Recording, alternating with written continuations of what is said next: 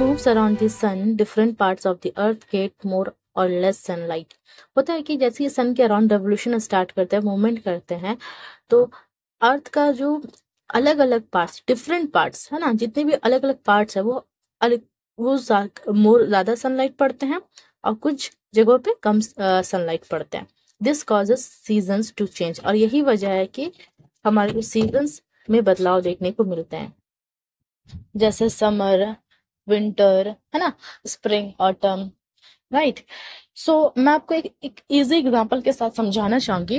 Take a globe and a table lamp as the sun. आप ठीक है, एक ग्लोब लो और ग्लोब को अर्थ मानो, और टेबल जो लैम्प है ना उसको सन मान लो, ठीक है। और ठीक इसी तरह से सन को तो फिक्स रखो, लेकिन टिल्ट द ग्लोब स्लाइटली। जो ग्लोब जो है ना, आप उसको थोड़ा सा स्लाइटली टिल्ट कर दो, like the earth 23.5 degree tilt, जिस तरह हमारा अर्थ टिल्टेड है, जो कि मैं अभी आपको इमेजेस में दिखाई थी, ठीक है।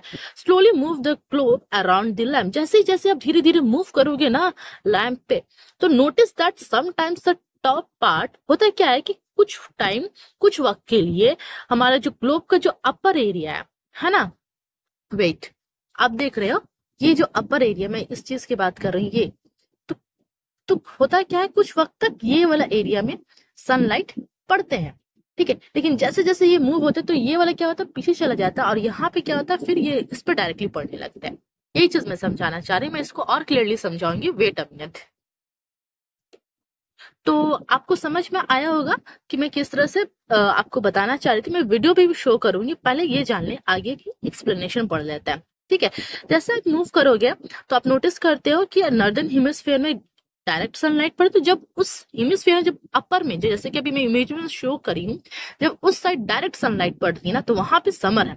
While at other times the bottom part, जब दूसरे टाइम्स जब रिवॉल्व करती है, तो होता है क्या है, सनलाइट डायरेक्ट तो पड़ेगी, लेकिन पहले पड़ रही थी नॉर्दर्न पार्ट पर, तो वो उसका लोकेशन अलग था, क्योंकि रोटेट भी कर रही है और रेवोल्यूशन भी कर रही है। तो जब एक्सिस भी है और एक अपनी ऑर्बिट है मदार, तो जब जैसे जैसे जाएंगे डिस्टेंस पे, तो अपर वाला क्या हो जाएगा, डिस्टेंस काफी दूर हो जाएगा, जबकि लोअर वाला जो नीचे का जो बॉटम एक्सिस है ना, वो काफी सन से करीब हो जाएगा, तो वहां पे हमें गर्मी देखने को मिलेगी, और वहां पे क्या हो जाएगी, ज्यादा लाइट होगी, ठीक है। तो when neither parts get direct light, it's spring और ऑटम। होता क्या है कि जब किसी जगह पे ना ही ज्यादा लाइट पड़ रही है, ठीक है, ना ही डायरेक्टली आ रही, ना ही ज्यादा लाइट है, तो उस टाइम कौन सी सीजन चल रही होती है, स्प्रिंग और ऑटम, ठीक है। इसके एक एग्जांपल ऐसे लिख सकते हो कि let one student hold a torch light. आप किसी भी एक स्टूडेंट को दे दो कि एक टॉर्च लाइट को पकड़े, another student hold a tilt ball, और दूसरे स्टूडेंट क्या करे, बॉल को टिल्ट करके पकड़े, ठीक है। तो rotate the ball around the torch. जैसे जैसे आप रोटेट करोगे ना टॉर्च के अराउंड, तो शोइंग, तो ये दिखेगा कि how sunlight hits different parts. तो आपको ये देखने मिलेगा कि सनलाइट है ना किस अलग अलग जगहों पे और कितनी क्वांटिटी में हिट्स कर रहा है। स्टार्ट करते हैं हम लोग, वीडियो में समझ लेते हैं, थोड़ी सी हेल्पफुल हो जाएगी आप लोगों के लिए। ये हमारा क्या, ये जो पॉइंट क्या, ये दिसंबर के मंथ पे, ठीक है। तो मेरा जो ग्लोब अभी घूम करके आएगा वापस दिसंबर, तो दिसंबर में तो ठंड पड़ता है, ठीक है। फिर ये बीच में गैप है जनवरी फरवरी, तो जनवरी फरवरी तक ठंड पड़ती है। आप ये देख पा रहे हो दिसंबर में जो सनलाइट है डायरेक्टली नहीं पहुंचती है, जिसकी वजह से यहाँ पे हमें ठंड, हम लोगों को फील करते हैं, हम लोग ठंड फील करते हैं दिसंबर जनवरी फरवरी, है ना। लेकिन ये जैसे ही आगे की तरफ मूव करता है ना, आगे के मूव जब करते हैं, तो आपको देखने में ये लगेगा कि ये जो नॉर्दर्न है, ये नॉर्दर्न में सन पड़ रहा है डायरेक्टली धीरे धीरे।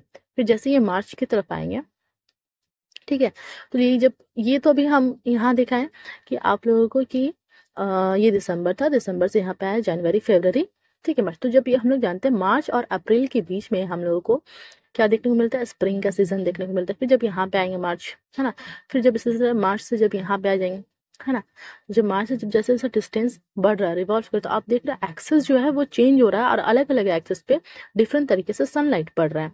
तो इसी तरह जब ये जून जुलाई के मंथ पे आ जाएंगे, तो हमें गर्मी ज़्यादा देखने को मिले, क्योंकि डायरेक्टली सन रेज पड़ रहे हैं, ठीक है। फिर इसी तरह अभी जुलाई चल रहा है, ठीक है, फिर अगस्त, सितंबर, सितंबर तक हमें नॉर्मली गर्मी फील करता है ना। फिर इसके बाद अक्टूबर नवंबर दिसंबर, इस तरह से हमें फिर ठंड का एहसास हो जाता है, फिर विंटर। तो सीजन्स आप देख रहे हो, यही टिल्ट एक्सिस की वजह से हमें देखने को मिलता है। आई होप कि आपको वीडियो में कोई प्रॉब्लम नहीं आई हो, आपको समझ में आया। अगर आपको वीडियो अच्छी लगती है तो चैनल को सब्सक्राइब करें, वीडियो को लाइक करें, ज़्यादा से ज़्यादा शेयर करें, ताकि मैं इस चैनल पर ग्रो करूँ हमें यकीन माने आपकी एक एक सब्सक्राइबर मेरे लिए बहुत बहुत ही ज़्यादा वैल्यू रखती है। तो आप लोगों से रिक्वेस्ट है कि जो मेरे जेन्युइन स्टूडेंट है, वो जो न्यू है, जो भी या न्यू या पुराने, उन दोनों से रिक्वेस्ट है कि आप लोग एटलीस्ट 1 और 2 फ्रेंड्स को शेयर करें और उनसे कहें कि वीडियो देखें और अच्छी लगती है तो सब्सक्राइब करें। So thank you, help me to grow and stay safe, have a good day.